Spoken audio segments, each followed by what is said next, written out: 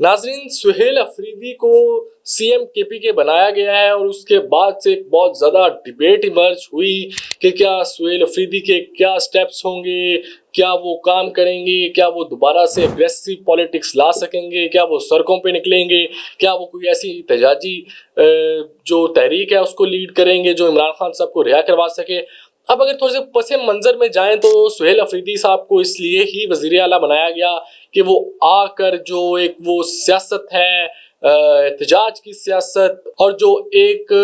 Street politics है वो आकर करें। और अली अमीन गंडापुर को हटाया भी इस बात पर गया था कि वो कोई कारआमद साबित नहीं हो रहे थे इमरान खान साहब की रिहाई के हवाले से। तो इस सिलसिले में अब ये पाकिस्तान तहरीक इंसाफ और इमरान खान की हिकमत अमली अपनाई गई कि सुहेल अफरीदी को लगाया जाएगा और फिर प्रेशर क्रिएट किया जाएगा। सुहेल अफरीदी जब वजीर आला बनने से पहले उन्होंने एक तकरीर की, उसमें उन्होंने जी कुछ इश्क इमरान की बात की, फिर उन्होंने कहा कि वो एक शेर भी पढ़ा, नहीं मरूंगा मैं किसी जंग में, और उस पर काफ़ी ज़्यादा तनकीद भी हुई उनके ऊपर। नहीं मरूंगा अब किसी जंग में, ये सोच लिया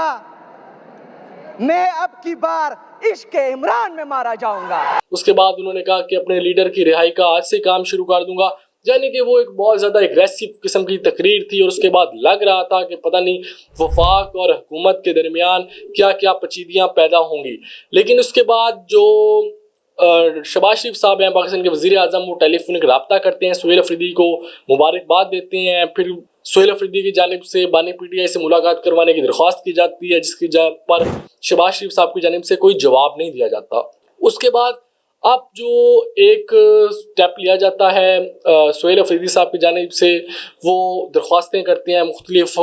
पंजाब हुकूमत को भी लिखते हैं, अदालत से भी रुजू करते हैं कि मेरी बानी पीटीआई इमरान खान साहब से मुलाकात करवाई जाए। अब अगर बात करें सुहेल अफरीदी क्या इमरान खान साहब को रिहा करवा सकेंगे, तो ये एक ऐसा सवाल है जो कि शायद इमरान खान साहब को भी नहीं पता और सुहेल अफरीदी को ख़ुद भी नहीं पता और ख़ुद भी यकीन नहीं कि क्या मैं ये काम कर सकूँगा। और जो काम अली अमीन गंडापुर जो पाकिस्तान तहरीक इंसाफ में जो सबसे ज़्यादा एहतजाजी सियासत के चैंपियन माने जाते थे, वो ये काम नहीं कर सके, तो फिर क्या सुहेल अफरीदी स्पेशली जो अपनी एक तरह से सियासी करियर का आगाज़ कर रहे हैं, क्या वो ज़्यादा देर तक क्रीज के ऊपर टिक पाएंगे और अपनी इनिंग्स को जारी रख भी सकेंगे या नहीं रख सकेंगे।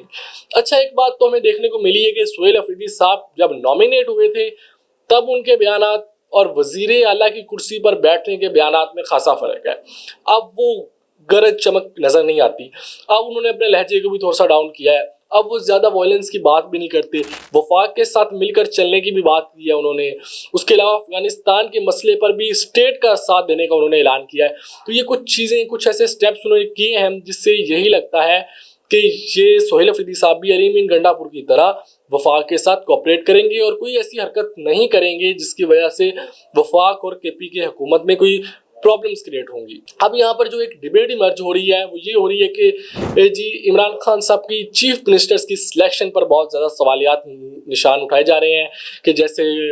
आप बुज़दार साहब को देख लें, फिर गंडापुर और अब सुहेल अफरीदी साहब। अब यहाँ पे दो तरफ के आर्गूमेंट्स रन हो रहे हैं और एक आर्गूमेंट ये लाया जाता है कि जो ये सुहेल अफरीदी साहब हैं जो केपी के का पहले बेड़ा गर्क किया हुआ है पाकिस्तान तहरीक इंसाफ ने, कोई वहाँ पर डेवलपमेंट के काम नहीं है। गंडापुर साहब ने क्या डेवलपमेंट की, अब या तो पाकिस्तान तहरीक इंसाफ ने एक रोस्टम जारी करे जिसके तहत बताए कि गंडापुर साहब इस परफॉर्मेंस पर पूरा नहीं उतरे तो हमने हटा दिया और अब हमने उनकी जगह एक नया वज़ीर आला लाया है, वो ये डेवलपमेंट का काम करेगा, वो वहाँ पे लोगों के राइट्स की बात करेगा, वो वहाँ पर जो लोगों के मसाइल हैं उनको हल करेगा। तो एक ये एडमिनिस्ट्रेटिव लेवल पर सवाल उठाए जा रहे हैं कि क्या पाकिस्तान तहरीक इंसाफ ने जो केपी का सूबा है उसको एक पॉलिटिकल रिलीफ के लिए चलाना है, एक पॉलिटिकल मूवमेंट के लिए चलाना है, या फिर वहाँ की जो 3.5-4 करोड़ आबादी है उसके वेलफेयर के लिए भी देखना है, उधर भी काम करना है। तो अब इस पर जो इमरान खान साहब का बेसिक मकसद था सुहेल अफरीदी को लाने का, वो यही था कि सुहेल अफरीदी एहतजाजी सियासत की तरफ जाएं। लेकिन जो इस वक्त इन्वायरमेंट है स्पेशली पाकिस्तान का, जिस तरह ईस्टर्न और वेस्टर्न दोनों बॉर्डर्स पर टेंशन है, तो इस इन्वायरमेंट में पाकिस्तान में कोई भी मूवमेंट चलने दी नहीं जाएगी स्टेट की जानिब से। तरीके बैक के जो प्रोटेस्ट को हमने देखा तो उसको भी क्रैकडाउन किया गया और उसको भी रोका गया कि जी आपने ये एहतजाज नहीं कर सकते, एक लाइन है आप उस लाइन को क्रॉस नहीं कर सकते। तो मोस्ट प्रोबेबली सुहेल अफरीदी साहब चाहे हों चाहे कोई और वज़ीर आला आ जाए, लेकिन इस्लामाबाद पर चढ़ाई करना